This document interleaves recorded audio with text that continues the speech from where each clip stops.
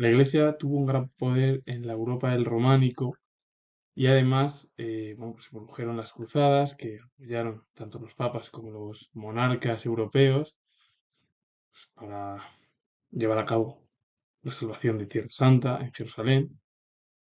Y luego, bueno, aparecieron otros ámbitos religiosos que, según la ortodoxia católica, eran herejías.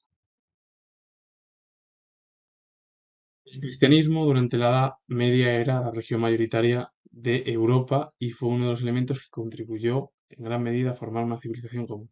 Por eso se conocía como cristiandad a estos territorios, que además la Iglesia estaba presente en muchas regiones y países europeos.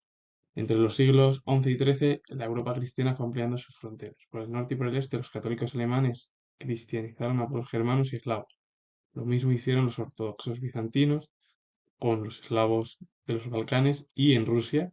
Y bueno, lo mismo sucedió en la Europa del Sur, cuando los reinos cristianos de la península ibérica conquistaron territorio musulmán. Al final, el resumen es que el cristianismo es la religión mayoritaria europea, de ahí, bueno, pues esa civilización común y que, bueno, que la Iglesia estaba presente en regiones y países de Europa. Y a partir de ahí, pues Europa amplió durante los siglos XI y XIII sus fronteras. Por el norte y por el este, los católicos alemanes cristianizaron a pueblos germanos y eslavos.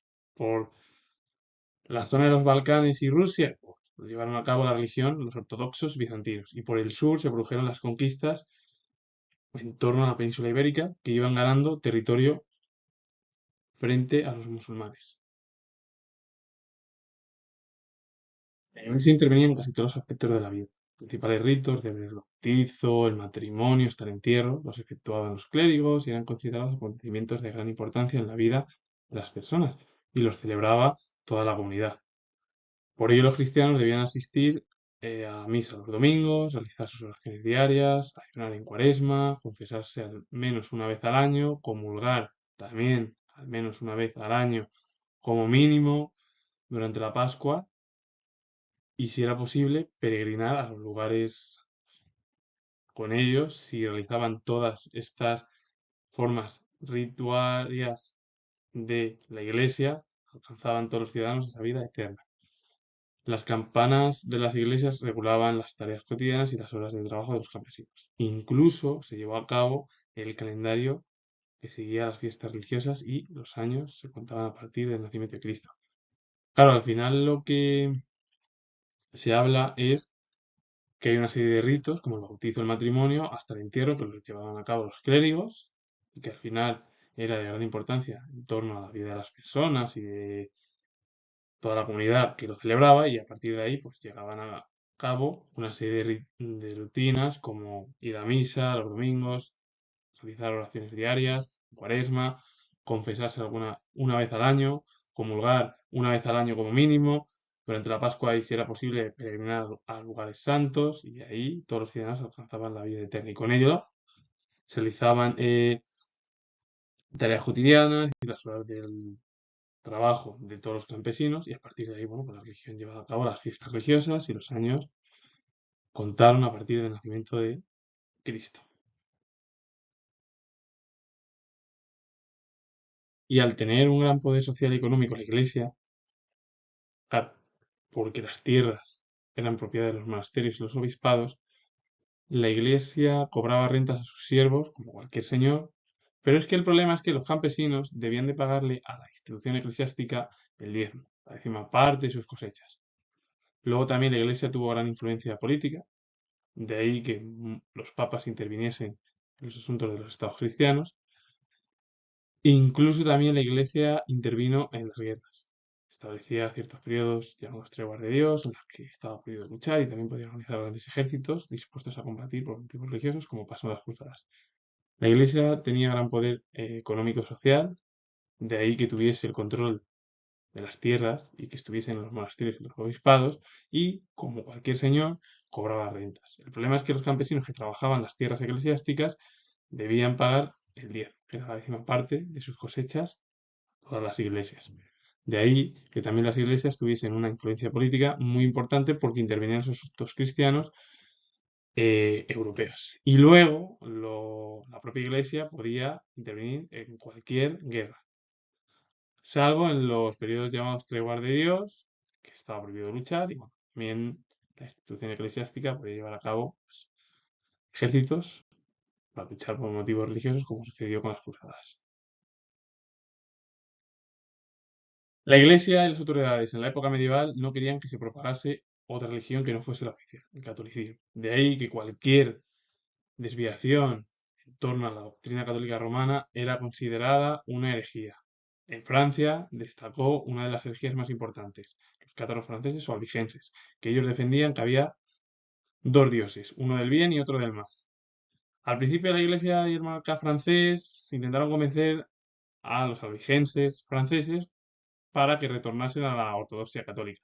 No lo consiguieron y el Papa Inocencio III declaró una cruzada contra los cátaros en 1209 y desató una terrible represión.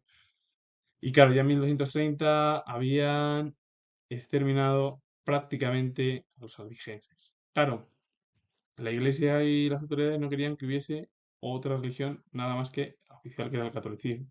Por eso cualquier religión fuera del catolicismo era considerada una herejía. De ahí que los cátaros franceses o albigenses, de las herejías más destacadas, bueno, pues que defendían ellos dos dioses, uno del bien y otro del mal, al final acabó pues, con un conflicto. Es verdad que al principio la Iglesia y el monarca francés intentaron convencer a los cátaros para volver a la religión católica. No pudo ser así. El Papa Inocencio III declaró una cruzada contra los cátaros en 1209 y se produjo una terrible represión. Finalmente, en 1230 habían exterminado prácticamente a la religión albigense.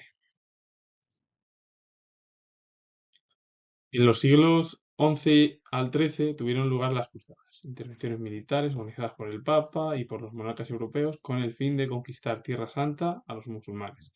La primera cruzada se desarrolló entre 1096 y 1099. Tras la ocupación de Jerusalén por los turcos, el Papa Urbano II llamó a los cristianos de Occidente para liberar Tierra Santa. Muchos caballeros, impulsados por la fe o por el espíritu aventurero, partieron hacia Jerusalén y tomaron la ciudad.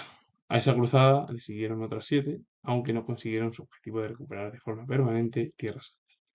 Las cruzadas favorecieron los contactos y el desarrollo del comercio entre ambas orillas del Mediterráneo, pero también tuvieron un lado negativo, ya que los enfrentamientos provocaron matanzas de población, saqueos y destrucciones.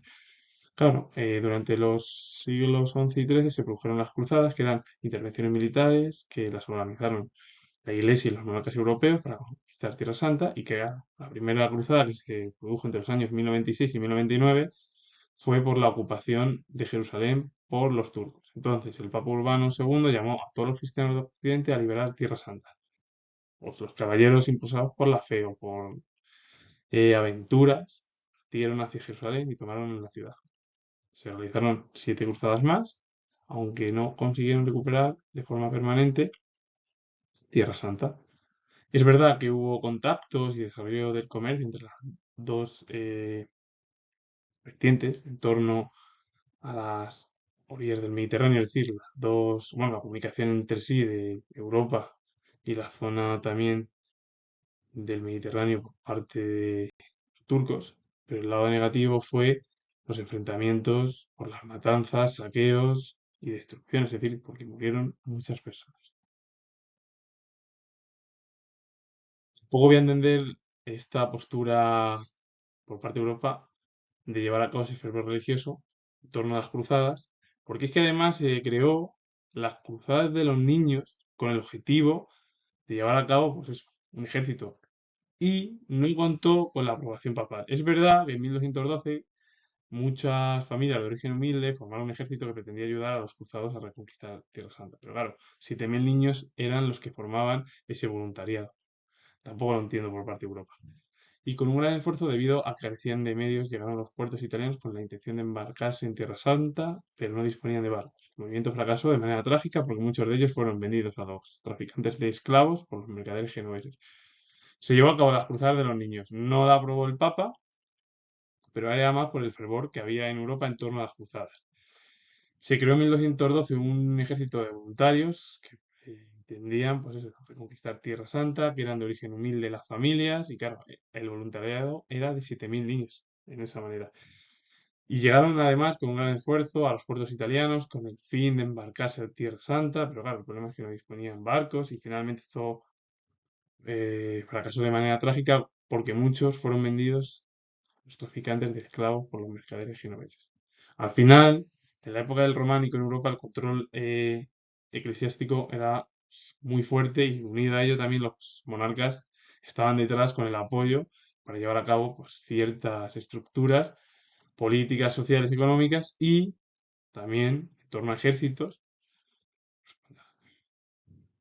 evitar pues, problemas religiosos, ya sea de herejías o religiones que viniesen fuera del continente europeo. Finalizo, comentar que tengo para la historia, si os ha gustado el vídeo, darle a like, suscribiros y comentárselo. Adiós.